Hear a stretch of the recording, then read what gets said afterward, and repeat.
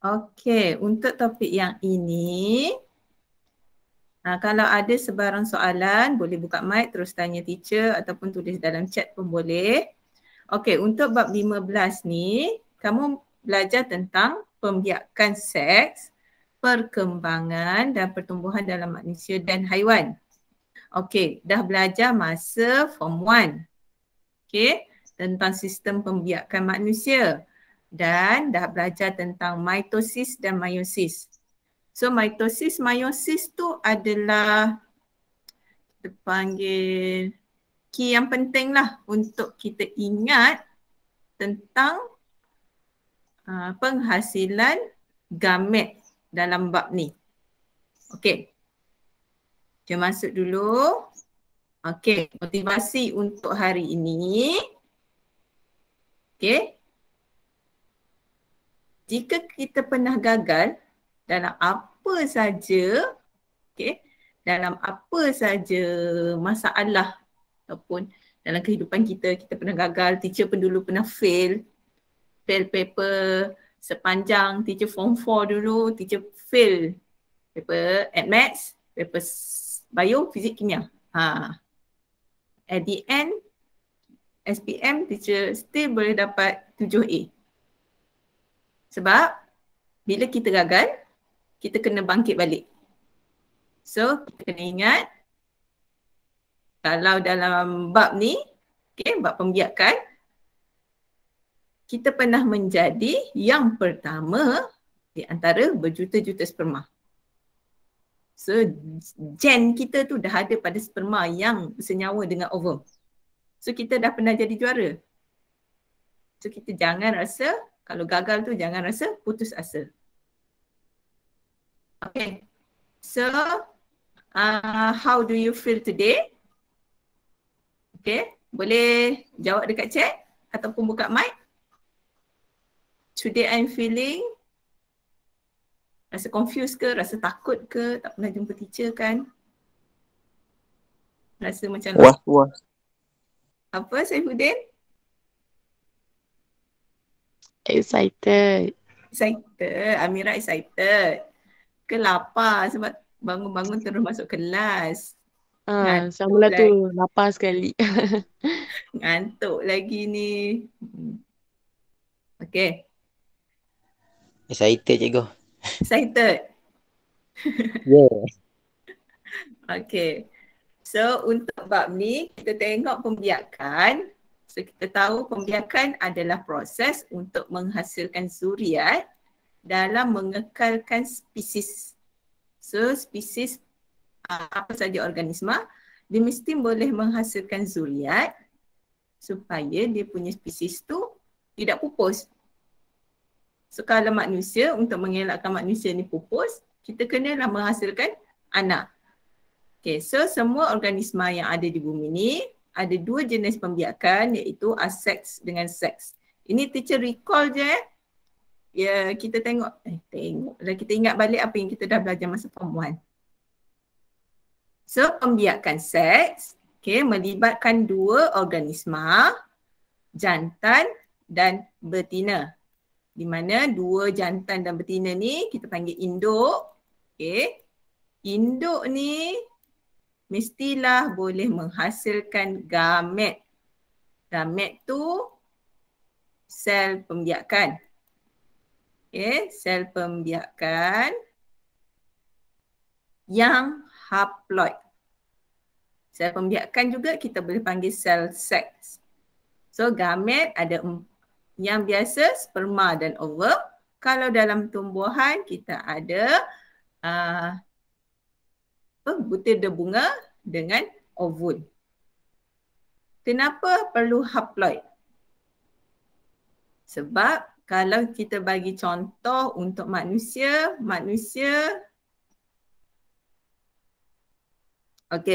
punya bilangan kromosom yang lengkap 46.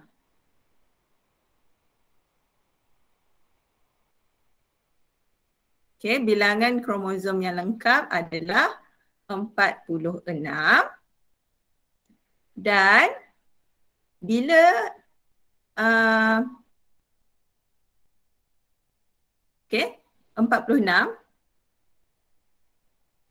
Sekiranya penghasilan sperma dengan ovum ni tak dalam keadaan yang haploid, tak separuh. So 46 bagi 2, 23.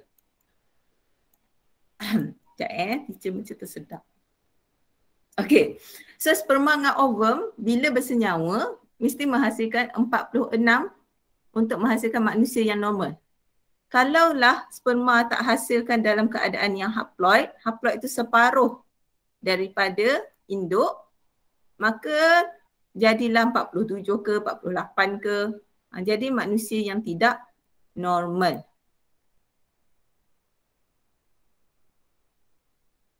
Okey, yang asrama dah masuk? Dah. Okey, untuk hari ni teacher buat ulangan bab 15. So dalam modul kamu, dalam modul buka bahagian gametogenesis. Modul dah dapat dah kan semalam? Dah. Okey, kita nak tengok gametogenesis hari ni. Form berapa ni teacher? Form 4. Modul putih dah mana dah.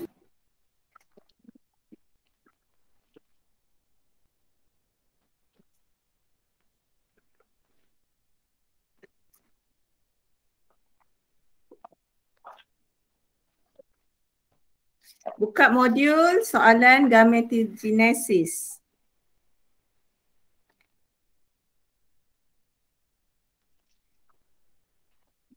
Oh, sorry. 6. Okay. So, pembiakan seks ini kita recall baru. Okay, barulah kita masuk subtopik yang pertama iaitu sistem pembiakan manusia. Okay, lupa nak perkenalkan. Jom teacher tak jumpa buku surat. Geng Loy Barat, ini kawan-kawan daripada Palong 7. Hai. Kita buat merentas sekolah hari ni. Palong 7 mana weh, tak jumpa pun. Ada. Tak jumpa pun. Ni. Kau buka mic kan Zina? Soalan mula daripada 2019 PBSBP. Kalau game Palung 7, teacher bagi soalan esei 2012 kan? Okey, kita recall balik Kita masuk balik. So, subtopik pertama adalah sistem pembiakan manusia. Okey. Kamu mestilah boleh, student, boleh mencirikan anatomi. Anatomi ni maksudnya kamu boleh mengelaskan nama dan fungsi dalam setiap sistem pembiakan lelaki dan sistem pembiakan perempuan. Okey, sistem pembiakan perempuan ni semua dah belajar masa form 1. Nak ingat balik je. Okey, sistem pembiakan perempuan. Okey, kita mula daripada ovari. Ovari adalah organ yang menghasilkan ovum. Ovum ni lah gamet. Okey. Dan juga hormon. Hormon ni nanti kita akan belajar lebih lama dalam bab kitar haid. So, yang kedua adalah tiub falopio. Tiub falopio, tiub panjang ni yang mana saluran berotot nipis dan dinding dalam dia dilapisi silium. So dia punya sel epitelium dia tu ada silium. Silium ni unjuran-unjuran halus yang mana membantu pergerakan ovum. Ovum kan dia hanya boleh bergerak dengan tolakan silium ni sahaja. Dan cecair yang ada dalam tiub falopio. So, tengah ni kita panggil uterus. Dinding dia tebal dan berotot. Dinding dalam dia kita panggil endometrium. Bermukus dan kaya dengan salur darah. So, kenapa dia tebal dengan kaya dengan salur darah? Sebab nanti embrio akan menempel dalam endometrium. So, darah itu akan membantu membekalkan nutrien dan oksigen kepada embrio. Okay, kita ada bukaan cervix, laluan sempit pada uterus, merembeskan mucus, membantu untuk sperma berenang masuk ke dalam uterus, dan kita ada saluran faraj, saluran di mana sperma masuk dan darah haid keluar. Okey. Selanjutnya kita tengok sistem pembiakan lelaki. Okey, kita mula daripada testis. Kita mula dari di mana organ yang menghasilkan gamet. So, testis dia terdapat dalam pundi skrotum. Skrotum tu dia punya kantung untuk melindungi testis. Di mana testis ni akan menghasilkan gamet, jantan dan juga hormon. Okey, bila dah terhasilnya gamet, gamet itu akan bergerak melalui duktus sperma. Okey. Sperma disalurkan melalui ductus sperma. Nak pergi ke mana? Nak pergi ke kawasan iaitu kelenjar prostat yang kat sini. Okey, fungsi organ kelenjar prostat dan juga vesicle semen adalah menghasilkan bendale bernutrien. Okey, bendale bernutrien ni dia membantu untuk sperma tu hidup, maksudnya survive, dan juga membantu pergerakan sperma. Okey, kita ada salur uretra, salur yang mengeluarkan sperma dan juga air kencing daripada badan. Dan juga kita ada zaka iaitu otot yang lembut dan kaya dengan salur darah, berfungsi untuk mengeluarkan sperma semasa persetubuhan. Okey, ni dah belajar semasa form 1. So tak boleh salah lah, bukan tak boleh salah sebab itu yang fungsi asas. So untuk 15.1 ni kamu kena cekap untuk kenal pasti nama struktur dan fungsi dia. Okey, nama dan fungsinya. Okey, ni latihan dalam buku teks. So kita nak masuk yang hari ni adalah gametogenesis manusia. Okey, gametogenesis manusia adalah maksud dia penghasilan gamet manusia. Okey, dia punya apa poin penting untuk kamu tahu, maksudnya apa yang kena capai, apa kriteria kejayaannya. Okey, murid mestilah boleh mewajarkan keperluan. Perlu tak nak menghasilkan gamet? Okey, soalan teacher, perlu tak nak hasilkan gamet? Apa nak jawab?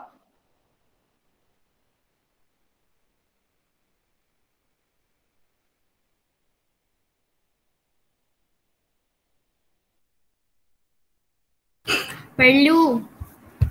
Okay, untuk apa?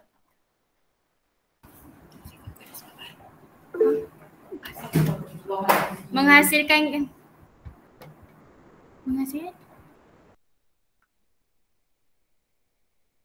Kenapa kita perlu hasilkan gamet? Sebab kadang gamet tu ada kromosom. Dalam tu ada kromosom. Kalau manusia semua orang mandul macam mana? Mandul tu kekurangan. Tak adalah manusia yang survive. Maksudnya keturunan manusia ni akan pupus. Okay? Bayangkan kalau tak dapat hasilkan gamet tu maksudnya mandul lah. Kalau semua manusia ni mandul, macam mana manusia nak meneruskan kelangsungan spesies manusia? Okay, so yang kedua kita akan tengok pembentukan gamet. Kalau sperma kita panggil spermatogenesis.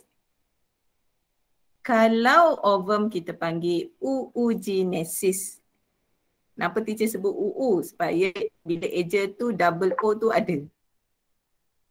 Okey, kemudian kita akan kenal pasti struktur sperma, bahagian kepala, tengah dan ekor, dan juga struktur follicle graft, iaitu oosit sekunder dan sel folikel.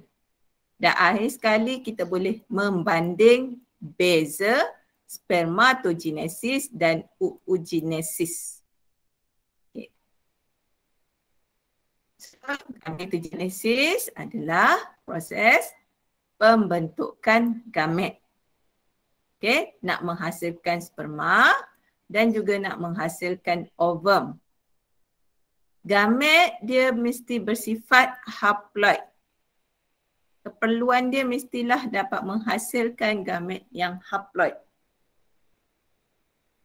Kalau gamet tu diploid ataupun bilangan kromosomnya tidak mencapai haploid, berlakulah kecacatan pada sel anak.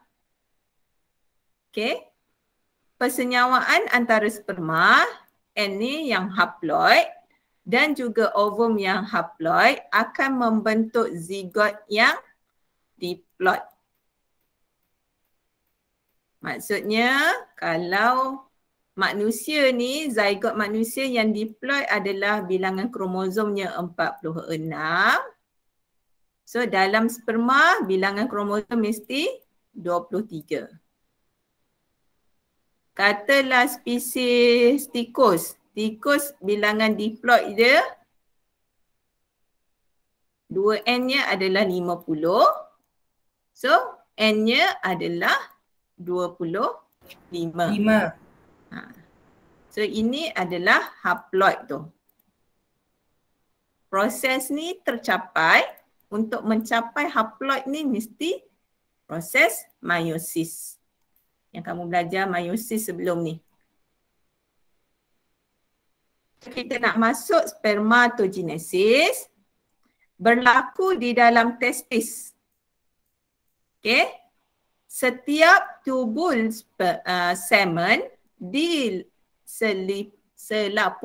lapisan epitelium jerma. Okey, maksudnya kalau dalam testis ni, nampak ni dia punya jaringan-jaringan salo, kita panggil tubul semen ni, seminiferous tubule. Okey. Salo ni sangat banyak berlipat-lipat-lipat dalam testis. Jika kita buat keratan rentas pada salo ni, kita akan nampak gambar macam ni. Maksudnya dalam salo, okey, tisu yang membentuk pada epitelium tepi ni adalah lapisan epitelium jerma. Okey, epitelium yang membentuk salo ni adalah lapisan epitelium jerma. Sel yang membentuk epitelium tu, sel yang pertama kat sini adalah sel germaplasmidium. Okey. Sel asas, sel yang mula-mula sekali, kita panggil sel germa. Macam teacher salah eja je, primordium kot. Ni tersalah ni, primordium. Okay. So satu sel itu, satu sel germa ni akan menghasilkan 4 sperma. So kau membayangkanlah macam mana boleh menghasilkan berjuta-juta sperma. Okay. Ni daripada buku teks. Okay. Gambar ni daripada buku teks. Spermatogenesis adalah proses pembentukan sperma yang berlaku dalam tubul seminiferous. Okay.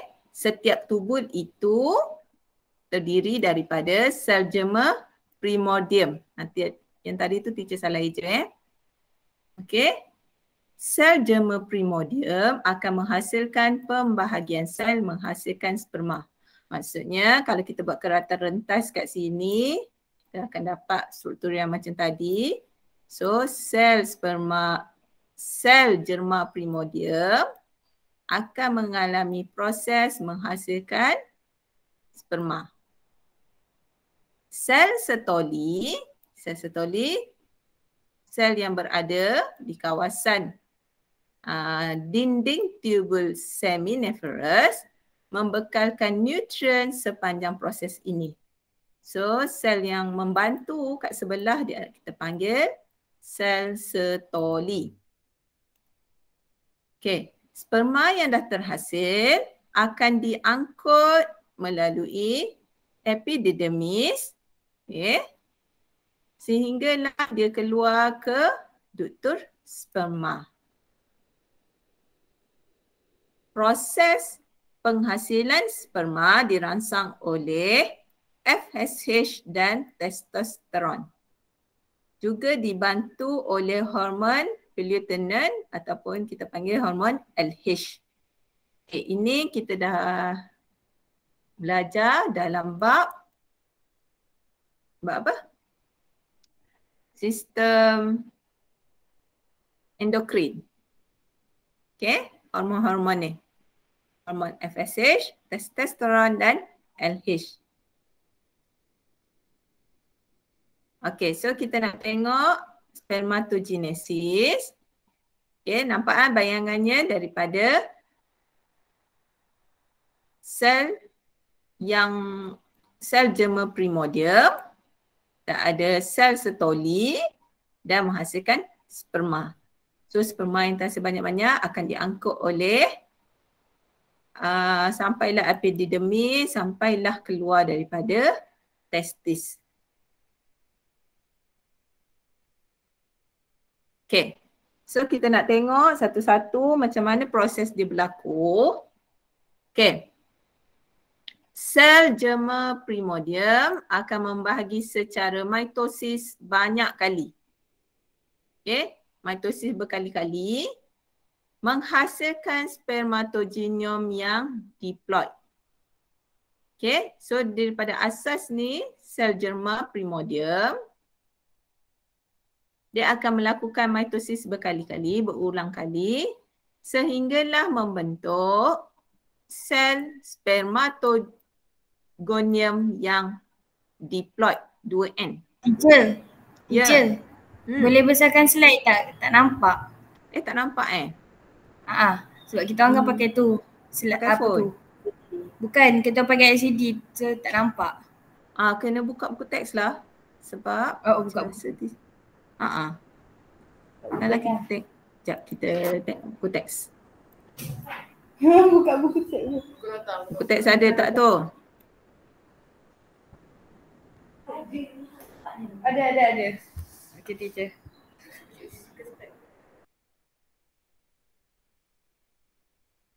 Okay, teacher sambung teacher. Nampak buku teks? Okay. So ini teacher nak tunjuk gambaran pernah sampai bawah. Dia mula dengan sel germa primordium ni, dia buat mitosis banyak kali supaya dia menghasilkan banyak sel spermatogonium. Okay. Satu sel spermatogonium yang 2N akan mengalami fasa perkembangan. Dia berkembang, dia matang. Perkembangan tu dia nak matang. Bila matang, okay, dia dah nak bersedia nak menghasilkan sperma. Okay, dia berkembang. Kita panggil nama dia spermatosit primer. Masih lagi 2N sebab dia mengalami fasa perkembangan. Okay. Spermatosit primer ni dia akan mengalami meiosis 1. Bila meiosis 1, dia menghasilkan spermatosit sekunder yang haploid. N saja. Dia dah melakukan meiosis. So menghasilkan 2 spermatosid sekunder yang haploid N. Kemudian dia melengkapkan meiosis 2 menghasilkan spermatid yang N. So 4 spermatid yang haploid. Dan spermatid mengalami fasa pembezaan membentuk sperma yang N juga. So perbezaan dia membeza dengan membentuk ekor dan kepala dan bahagian tengah. Okay. So daripada fasa pembahagian, sel germa primordium dia buat mitosis sebanyak-banyak kali menghasilkan spermatogonium yang 2N. Satu sel spermatogonium berkembang membentuk spermatosid primer. Diploid, masih diploid 2N sebab dia berkembang. Spermatosid primer melakukan meiosis 1 membentuk spermatosid sekunder. Spermatosid sekunder melakukan meiosis 2 membentuk 4 spermatid yang haploid. Spermatid mengalami pembezaan membentuk sperma. Okay. So far, ada soalan?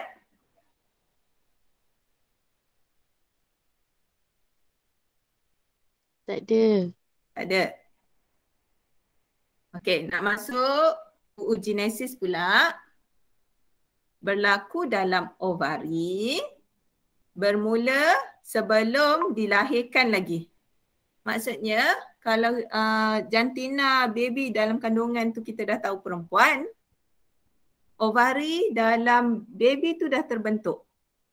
Penghasilan sel germa primordium, ini teacher salah hijau lagi, berlaku semasa baby di dalam uterus lagi. Okay, so ini kita punya ovari.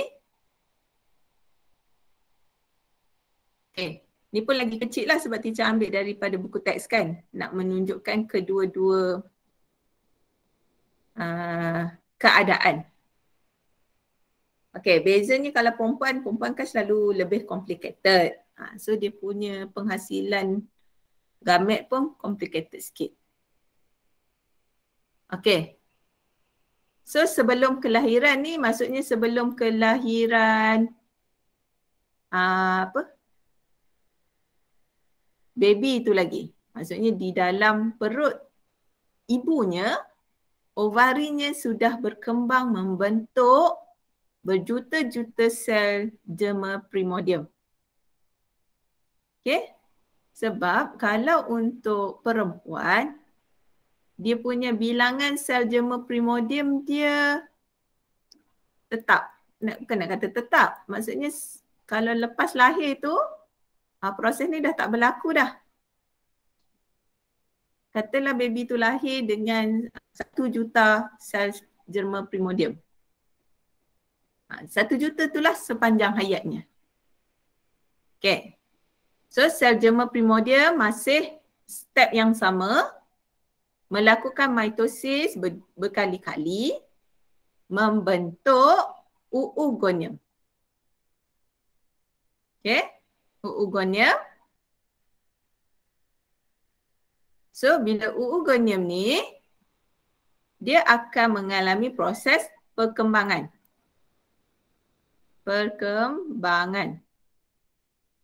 Proses perkembangan dia akan menjadi oocyte primer.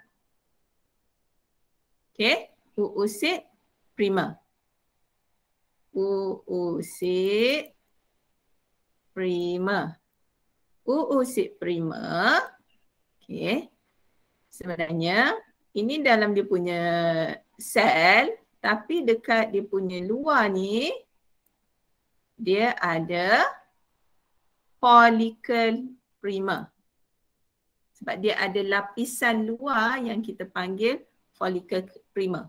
kalau gambar ni kita bandingkan dengan gambar sebelah, yang kat dalam ni adalah oosit prima dan di luar dia kita ada follicle prima. Okay. So perkembangan follicle iaitu sel-sel lapisan sel yang selaput. Teacher, Ya, follicle primer tu apa? Saya nak tanya. follicle.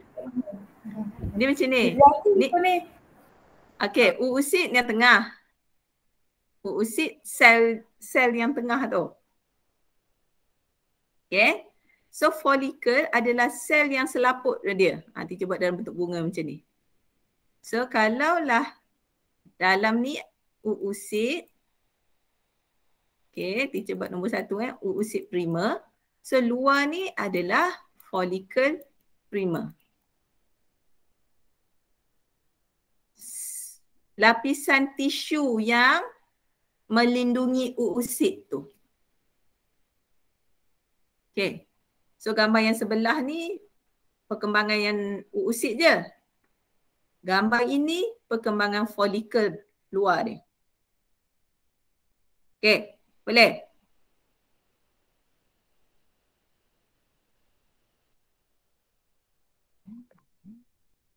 Nampak ni dia buat gambaran follicle prima ni. Okey, semasa bayi itu sebelum lahir lagi. Follicle dirangsang oleh hormon FSH dan dia akan melakukan meiosis tapi sampai peringkat profasa 1 sahaja. Okey. Dia akan kekal pada profasa 1 sahaja. So semasa dilahirkan, baby perempuan, kejap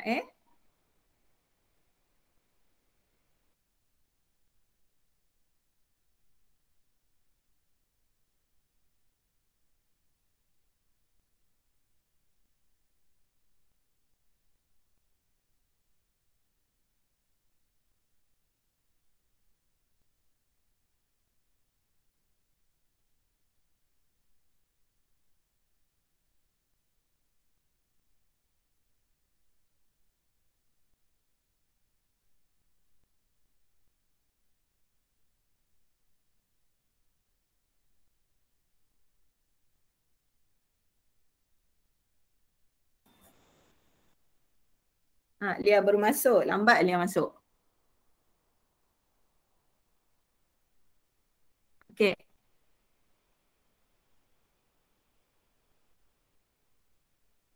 Okey, kat sini, kat mana tadi teacher berhenti? Okey, oosit prima. Oosit prima ni masih ketika bayi perempuan tu tadi dalam peringkat bayi dan kanak-kanak. So sepanjang bayi dalam ovari kanak-kanak tu masih dalam keadaan prima. Okay.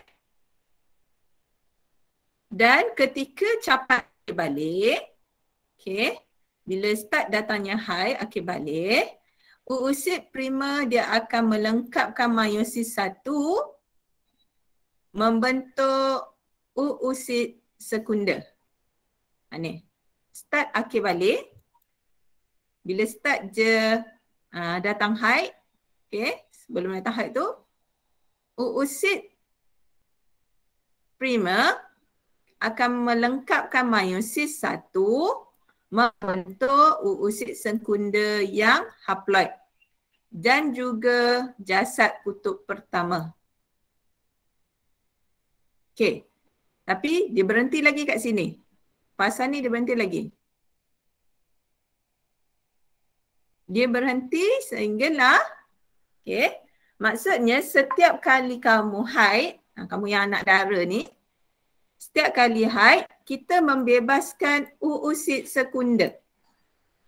Kita bukan membebaskan ovum. Kita membebaskan oosit sekunder yang tak lengkap meiosis. Okay, semasa meiosis ni berlaku, follicle prima iaitu tisu yang mengelilingi oosit akan berkembang membentuk folikel sekunder. Dan dia berkembang membentuk folikel graft. Okey.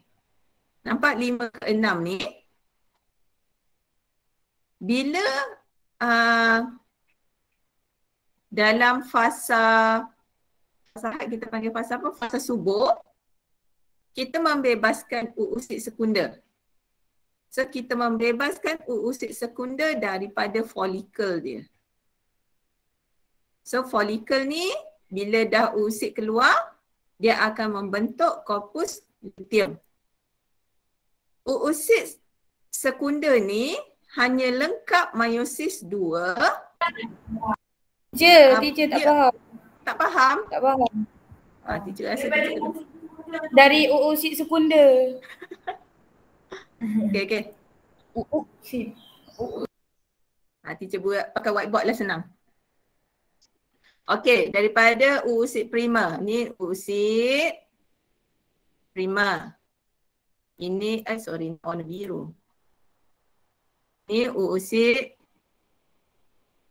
Kamu nampak gambar apa? Whiteboard kan? Okey.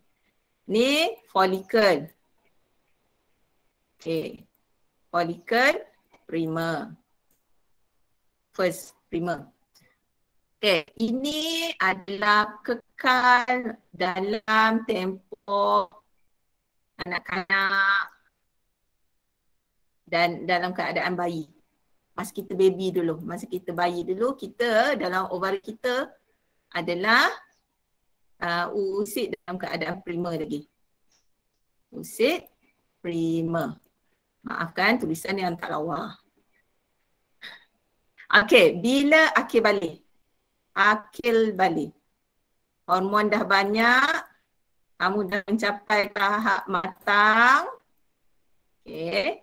Bila akil balik, uusit yang kat dalam ni akan melakukan meiosis. Meiosis satu lengkap. Membentuk, apa nama dia? Uusit sekunder. Dan juga jasad kutub. Okay, jasad kutub ni dia akan dia macam sel yang tak berfungsi. Sebab uusit ni ambil semua nutrien dia penuh. Okey, folikel ni juga akan berkembang. Folikel prima akan berkembang membentuk folikel sekunder. Dia lebih besar sikit. Sekunder. Okey, boleh. So ini semasa akil balik. Jadi ni ada banyak folikel lah. Dalam badan kau ada banyak lah. Tapi perkembangan ni hanya berlaku sebulan satu.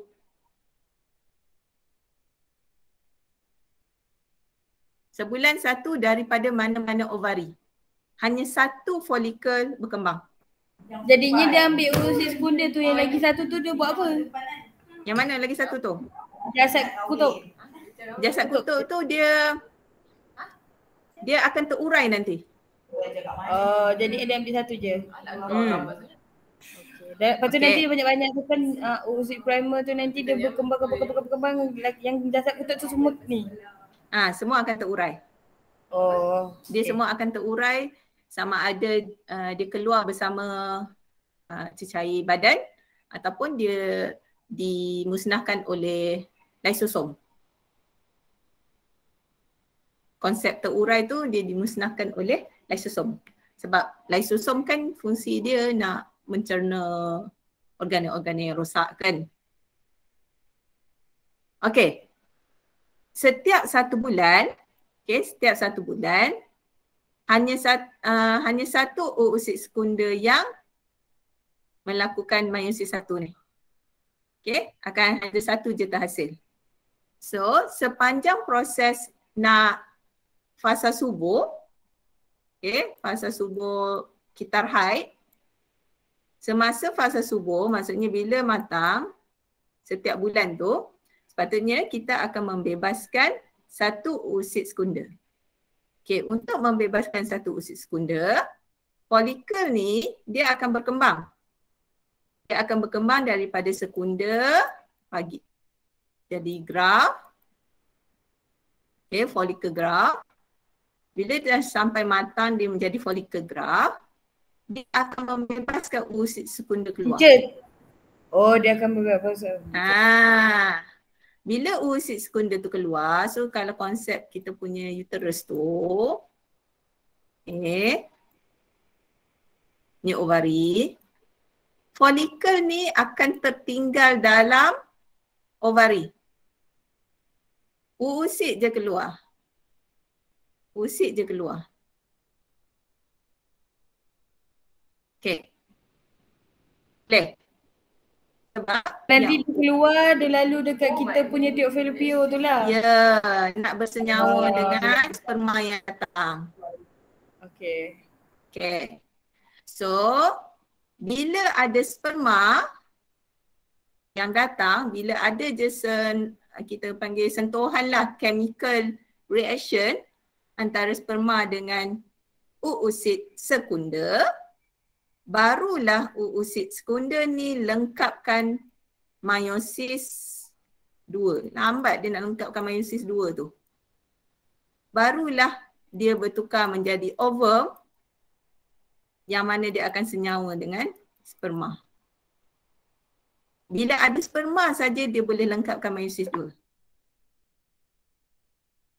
Folikel graf yang tertinggal tadi, yang tertinggal dalam ovari tadi, akan membentuk corpus luteum.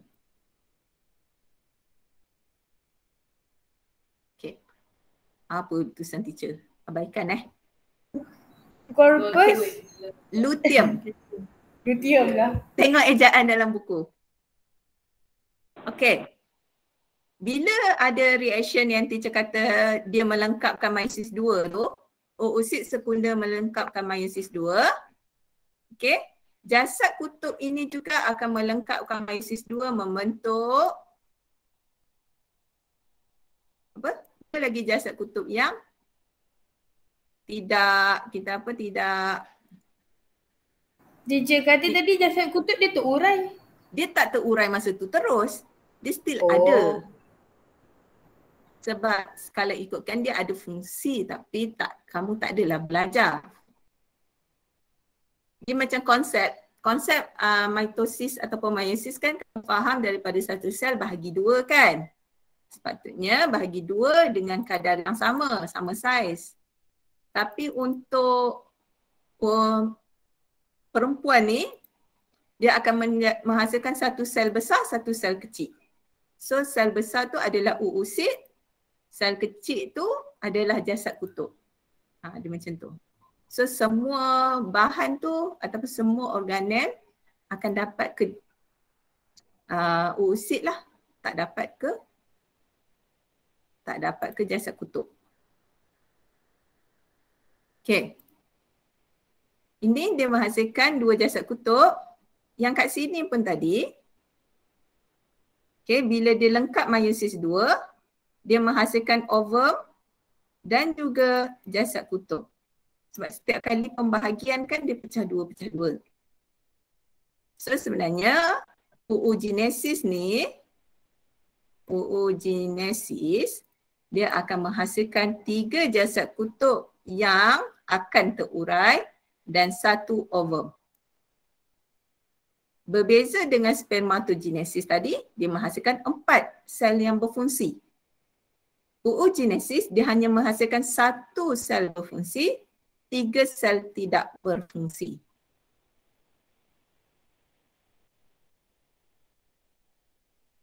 Okey tak?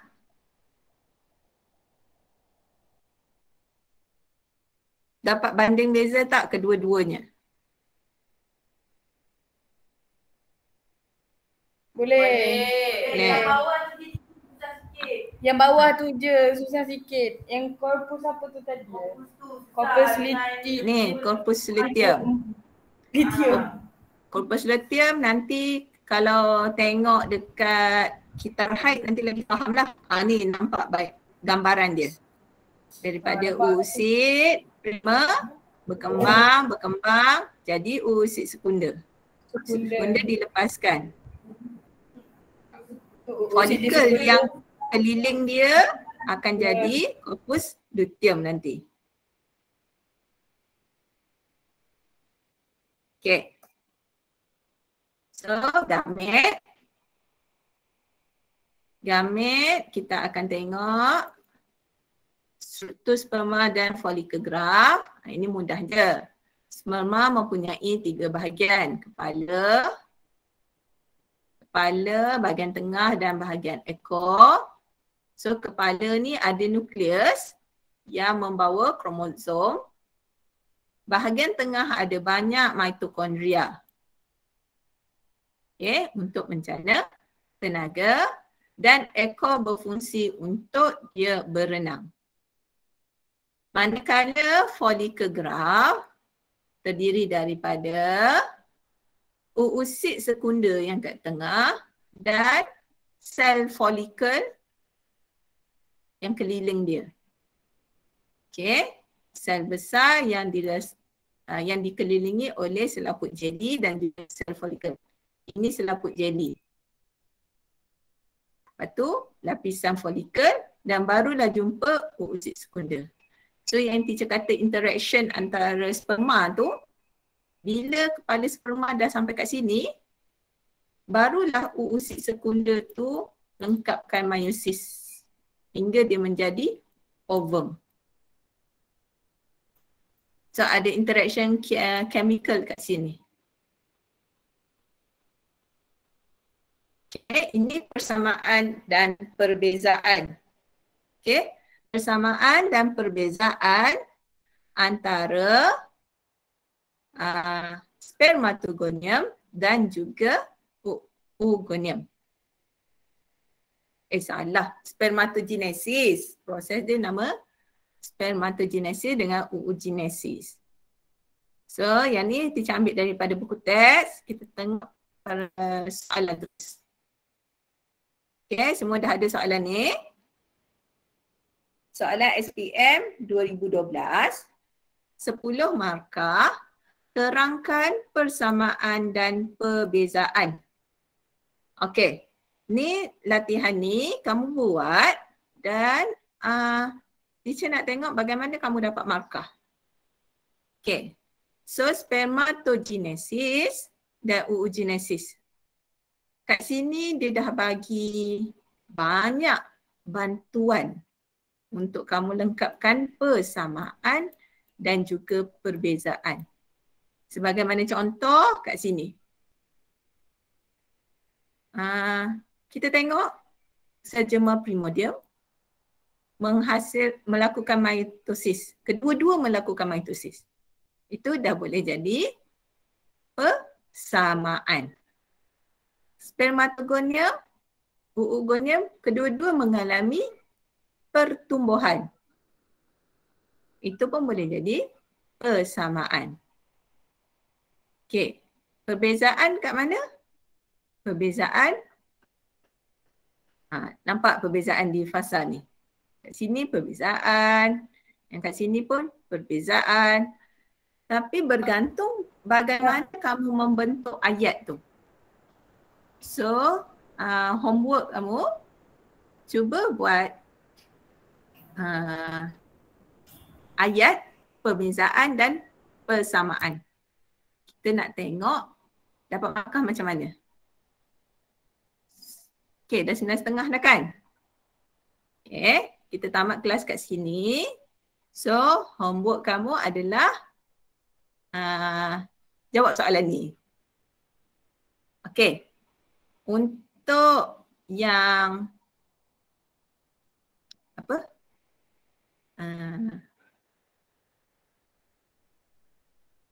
geng Loy Barat. Okey, nanti jawab soalan ni. Sama ada nak hantar kat teacher macam mana tu. Tengoklah macam mana. Okey, teacher. Okey, Alia boleh hantar? Alia Asfa. Boleh. Ayah. Dia hantar makcik. Geng Palung boleh juga hantar kat teacher, hantar kat cikgu Zizi pun boleh, hantar kat teacher terus pun boleh. Esok kita bincang sama-sama. Teacher. Apa? Teacher ajar Palung ke teacher? Ya, teacher ajar Geng Palung. Wah. Dah lupakan kita orang. Kita dah pilih kasih, kita dah beralih kasih. Curang. Okay, Geng Palung esok ada kelas lagi, so kita boleh bincang jawapan kamu terus. Kita tengok jawapan. Boleh? Boleh. Boleh. Siapa ni?